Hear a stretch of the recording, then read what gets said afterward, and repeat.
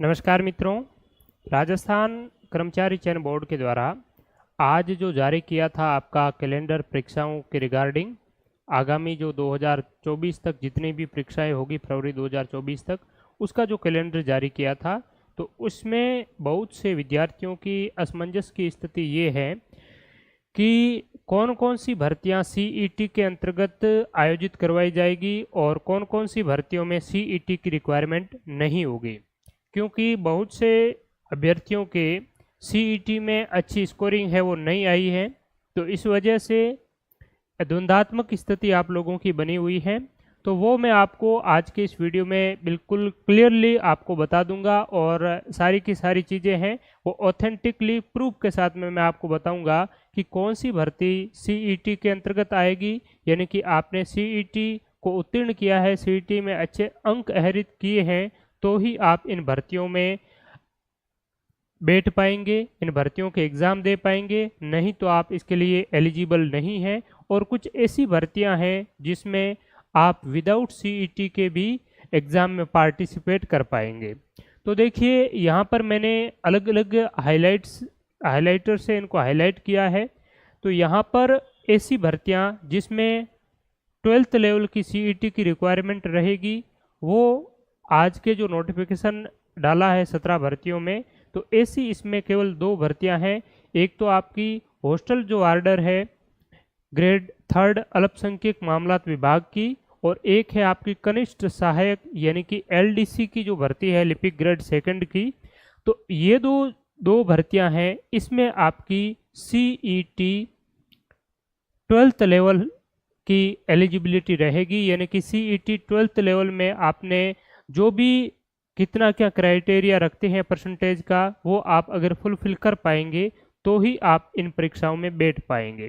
तो ये तो हो गई 12th लेवल की। इसके अलावा कांस्टेबल की जो आपकी वैकेंसी है वो भी आपकी सीईटी 12th लेवल में है, वो शामिल की जाएगी। यहाँ पर आप देख सकते हैं कौन कौन सी भर्ती है जो कि सीईटी 12th लेवल के अंतर्गत है। तो एक तो छात्रावास अधीक्षक, ध्यान में रखना है कि छात्रावास अधीक्षक जो 2nd ग्रेड है वो तो आपकी सीनियर सेकेंडरी लेवल में ना हो करके ग्रेजुएशन लेवल में है, लेकिन ये आपकी 3rd ग्रेड की है, अल्पसंख्यक मामलात विभाग इसमें है अधीनस्थ सेवा में। तो ये आपकी सीईटी 12th लेवल के अंतर्गत है। इसके अलावा वनपाल की भी है, तो वनपाल का तो इसमें कोई शेड्यूल डाला नहीं है। लिपिक ग्रेड 2 कनिष्ठ सहायक, ये तीनों एक ही बात है लेकिन अलग अलग डिपार्टमेंट में है। जो सचिवालय लिपिक वर्गीय जो सेवा है इसमें लिपिक ग्रेड 2 कहा जाता है, और अधीनस्थ जो कार्यालय लिपिक जो मंत्रालय कर्मचारी हैं उन्हें कनिष्ठ सहायक के नाम से संबोधित किया जाता है। और आरपीएससी के जो लिपिक वर्गीय सेवा है उसको भी लिपिक ग्रेड 2 कहा जाता है। ठीक है, तो ये तीनों ही एलडीसी की है, और इस एलडीसी के लिए आपकी 12th पास है वो, यानी कि सीनियर सेकेंडरी 12th लेवल की एलिजिबिलिटी है वो चाहिए होती है। और जमादार ग्रेड 2 है और कांस्टेबल है, ये भी आपकी 12th लेवल की है। तो कांस्टेबल के लिए अलग से आपका नोटिफिकेशन जारी किया जाएगा जो पुलिस विभाग है उसके द्वारा। ठीक है, तो आपकी इस अगर आज के नोटिफिकेशन में देखा जाए तो आज में केवल 2 ही ऐसी भर्तियां हैं जिसमें आपकी 12th लेवल की सीईटी है वो जरूरी है। एक तो कनिष्ठ सहायक भर्ती और एक है छात्रावास अधीक्षक ग्रेड 3। अब ऐसी भर्तियां जो कि सीईटी ग्रेजुएशन लेवल की उसमें रिक्वायरमेंट है वो कौन कौन सी हैं, तो वो भर्तियां जो यहाँ पर हाईलाइट नहीं की हुई हैं वो सारी की सारी भर्तियों में सीईटी ग्रेजुएशन लेवल की जो आपकी क्राइटेरिया है वो आपको फुलफिल करना आवश्यक है। जिसमें एक तो है कनिष्ठ लेखाकार एवं तहसील राजस्व लेखाकार संयुक्त सीधी भर्ती, यानी कि जूनियर अकाउंटेंट जिसे कहते हैं। इस भर्ती के लिए आपको सीईटी ग्रेजुएशन की ज़रूरत होगी। इसके अलावा जो महिला पर्यवेक्षक की भर्ती है आंगनवाड़ी और कार्यकर्ता, इसमें भी सीईटी ग्रेजुएशन है। सुपरवाइजर जो महिला अधिकारिता भर्ती है इसमें भी ग्रेजुएशन की ज़रूरत होगी। उप कारापाल सीधी भर्ती, इसमें भी आपकी ग्रेजुएशन की आवश्यकता होगी। छात्रावास अधीक्षक ग्रेड 2 है, इसमें भी ग्रेजुएशन है। और पर्यवेक्षक महिला सीधी और प्लाटून जो कमांडर भर्ती है, ये जो भर्तियां हैं इसमें सीईटी ग्रेजुएशन की आवश्यकता होगी। इसके साथ साथ आपकी पटवारी और जिलेदार की जो भर्ती है इसमें भी सीईटी ग्रेजुएशन की ज़रूरत होगी। ठीक है, तो यहाँ पर आप देख सकते हैं ये राजस्थान कर्मचारी चयन बोर्ड का ही पहले का CET ग्रेजुएशन लेवल का नोटिफिकेशन है और इसमें ये चीज़ बताई हुई है। इसी के बेसिस पर मैं आपको ये चीज़ें है वो बता रहा हूँ।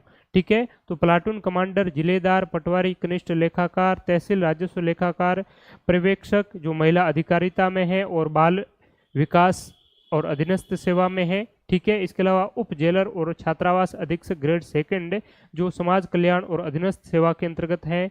इन सभी भर्तियों के लिए CET ग्रेजुएशन की आवश्यकता है। तो मैंने आपको 12th की बता दी और ग्रेजुएशन की बता दी।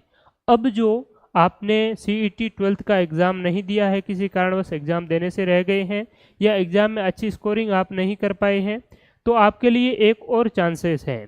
अगर शेष जो यहाँ पर पिंक कलर से जो भर्तियाँ आपको दिख रही है, इसमें अगर आप एलिजिबिलिटी रखते हैं तो आप आवेदन कर सकते हैं, अपनी तैयारी स्टार्ट कर सकते हैं और इसमें किसी भी CET की आपको आवश्यकता है वो नहीं होगी। इसमें कौन कौन सी भर्तियां हैं?